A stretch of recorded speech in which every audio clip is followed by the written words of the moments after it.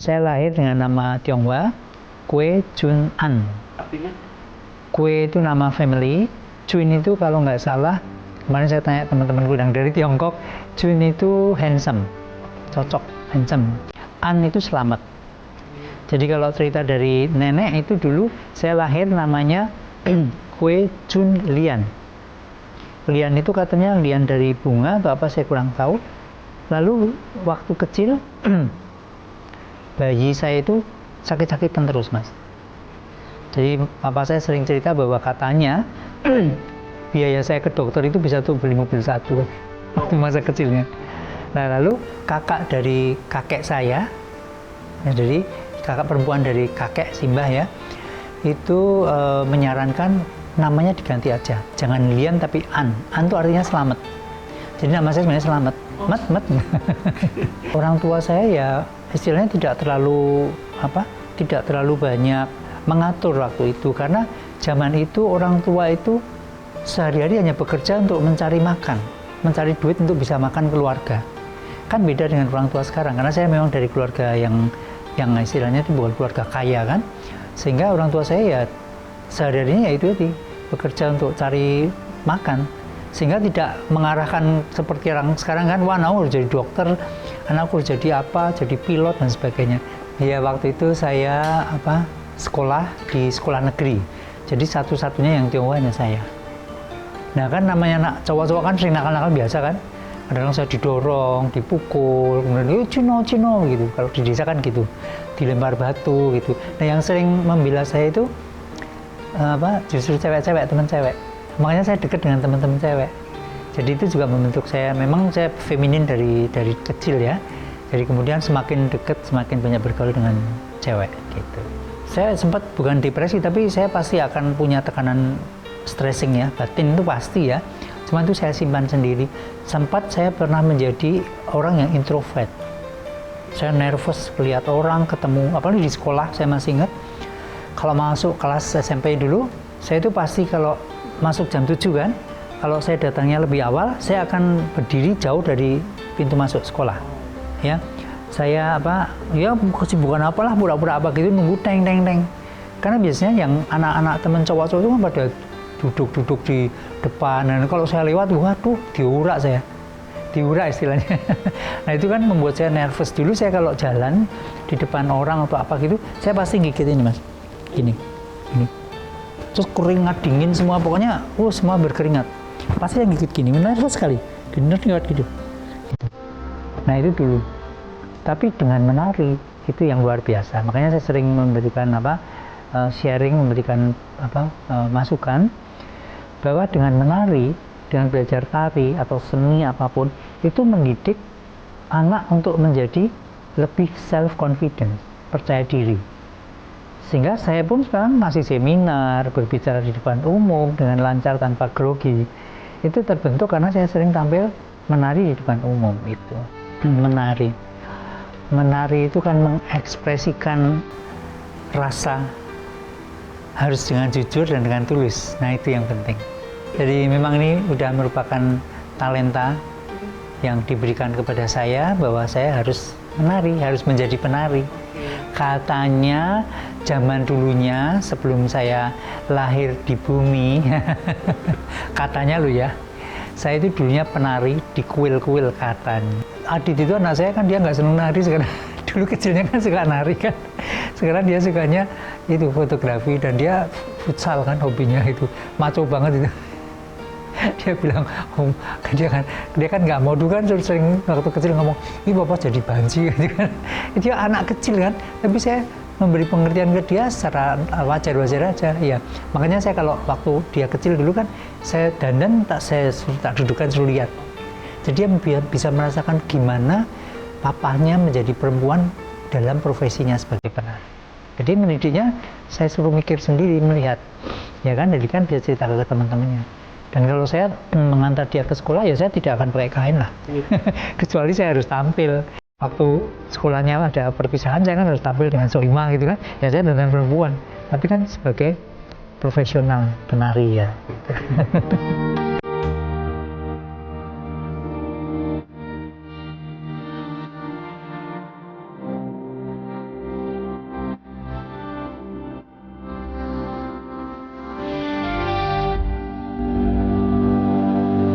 Our Constitution, the Pancasila.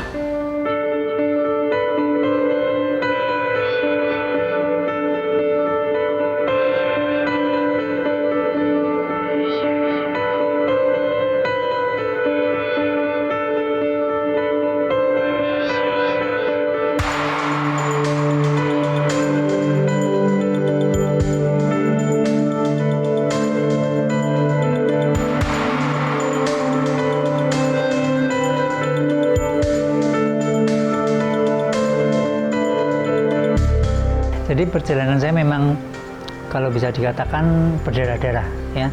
Saya menekuni dunia seni tradisi. Sekarang saya memakai istilah cross gender atau lintas gender. Zaman dulu kan nggak ada istilah cross gender atau mungkin silang gender ya. Itu kan ya itu tadi, gender laki-laki memerankan tokoh wanita atau kebalikannya gender wanita memerankan tokoh perempuan. Itu kan konteksnya adalah dalam seni pertunjukan. Iya, waktu pertunjukan untuk penonton teriak panci gitu. Ada juga gitu. Tapi ya masa saya terus mau turun datangi penontonnya.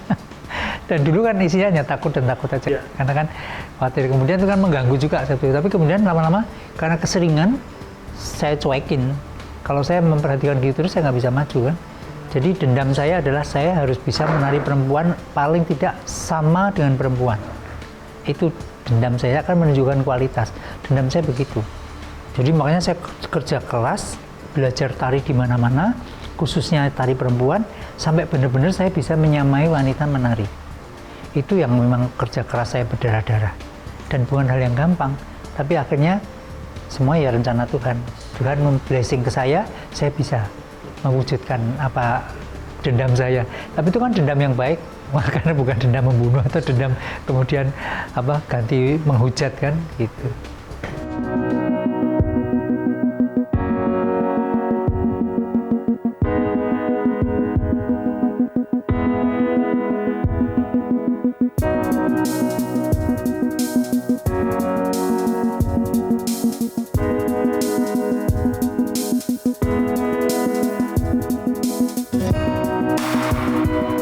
Saya banyak ditinggalkan orang, tapi Tuhan sudah meninggalkan saya melebihi yang ekspektasi saya, ya kan? Sampai saya bisa ke luar negeri, 5 benua sudah saya datangi, banyak universitas ngundang saya, di luar negeri ketemu dengan teman saya yang kawin sama orang bule, lagi hamil. Saya diminta mendoakan perutnya yang hamil. Itu kan buat saya mengharukan ya. Kalau di Indonesia sering loh mas, saya tuh bilang, aduh saya ini penari cross gender, lanang jadi wedok yang kadang-kadang nggak dianggap, dilecehkan. Nah kalau orang-orang hamil datang ke saya minta meraba perutnya, didoain bayinya, itu kan saya kan kadang-kadang fenomena apa ya.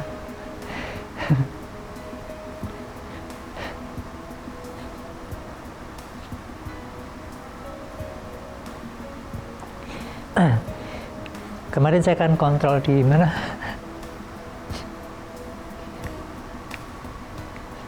di Panti Rapih mas ya.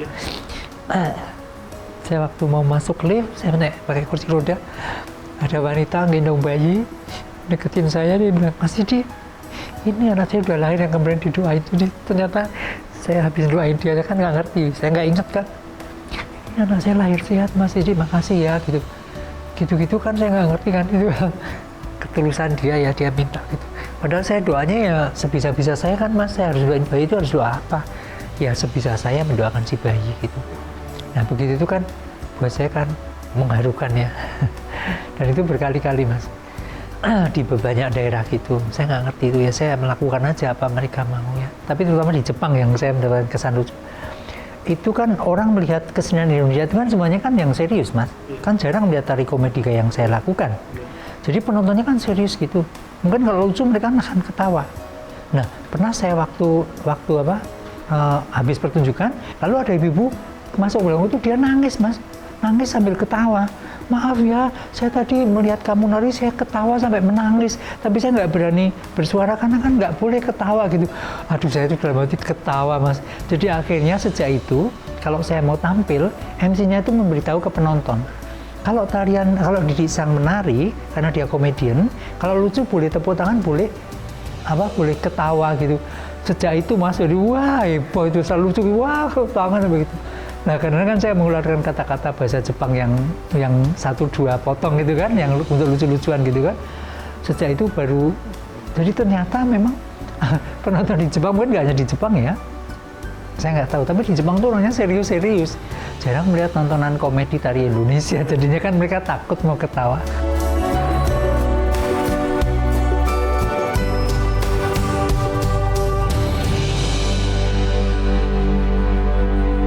The Pancasila.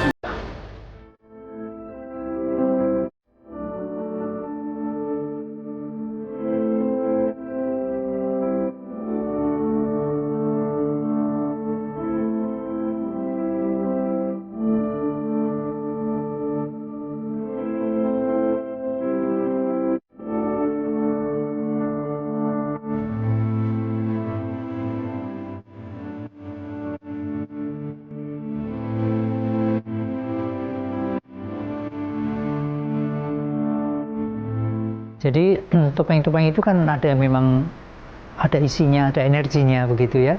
Nah itu ya karena begini, saya belajar tari topeng, belajar kesenian di Nusantara ini, semuanya kan kebanyakan ada ritualnya Mas. Jadi kalau saya membaca atau saya interview atau berbincang-bincang, zaman dulu tari itu kan bagian daripada upacara kan, dulu-dulunya. Bagian dari ritual agama atau ritual apapun ya, tradisi kan, yang kemudian perkembangannya bisa hanya menjadi hiburan atau menjadi tari pergaulan dan sebagainya begitu.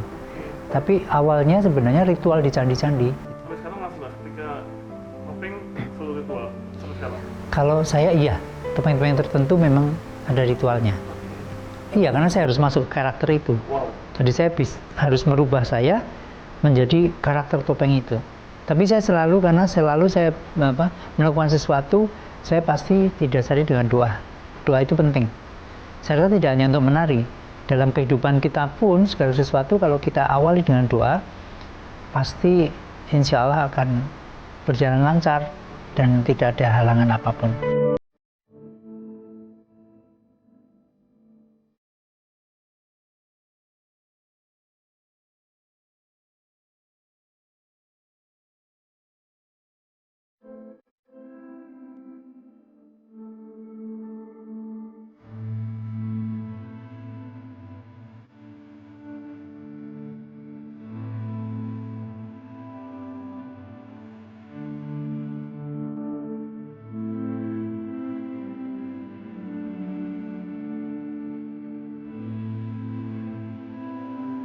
Kenapa topeng?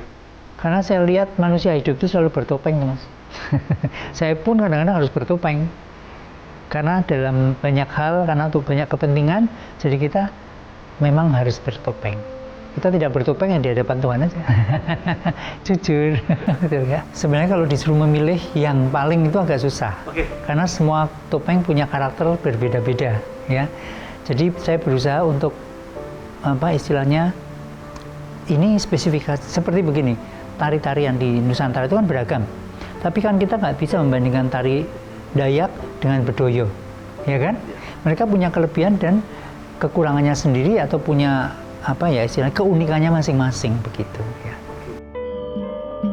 Saya kasih yang putri yang galak kontras ya. Nah ini dari Bali karena ini pakai tali.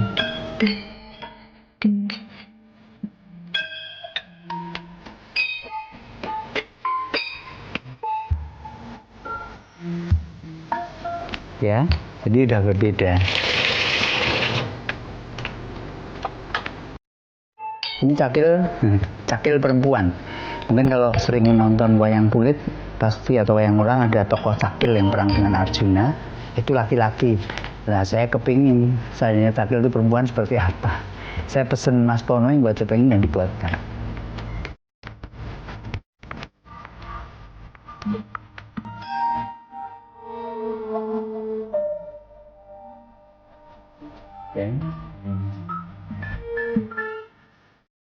saya ini, ruang koleksi ini, nanti saya kepinginnya nanti akan ada yang mengelola. Kalau saya sendiri, saya setelah pandemi saya kan nggak mampu, Mas. Karena ini kan butuh perawatan, butuh maintenance yang tidak murah. Harusnya kan ruang ini ber-AC, ya. Kemudian harus ada alat-alat untuk penyerapan uap air di udara, ya. Lalu proteksi setiap item di sini itu kan butuh perawatan yang khusus, Mas. Nah itu saya nggak mampu, secara finansial saya nggak mampu. Mungkin di Indonesia jarang orang yang punya miniatur segila saya. Masih ada 37 di box itu belum saya susun. Nah itu kan masih kegilaan saya itu ternyata sekarang bisa menjadi sesuatu yang bisa untuk bahan inspirasi atau edukasi ya, terutama untuk generasi muda. Seperti tokoh yang modern ini kan kalau generasi muda kan hafal, mulai dari Spider-Man ya, tokoh-tokoh Marvel, lalu yang Jepang itu Ampamang, ada Doraemon ya, lalu yang dari Barat itu kan semua tahu. Nah itu yang modern, tapi kan saya harus membandingkan ini yang klasiknya. Jadi anak-anak muda sekarang belum bisa membuat komparasi.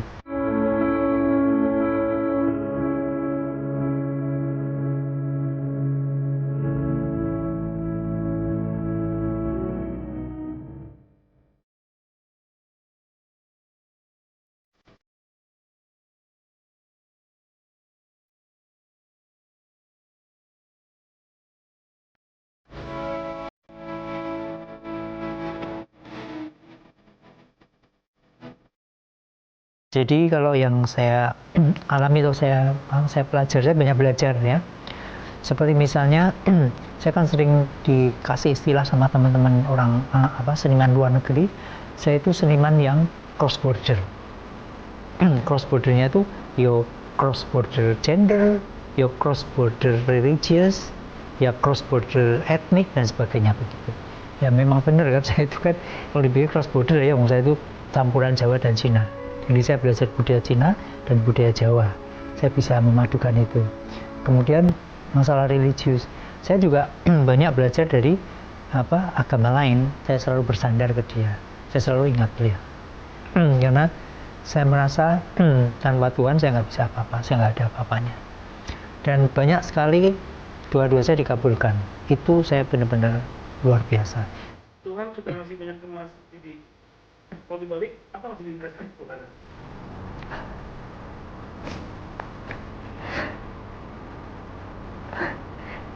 Cepat. Banyak itu. Aku bisa jawab. Aku masih belum bisa ngasih apa-apa.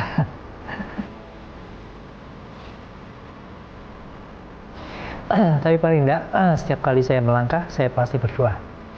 Karena itu yang bisa saya lakukan.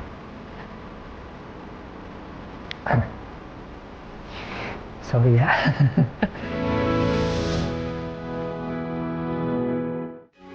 Metro TV.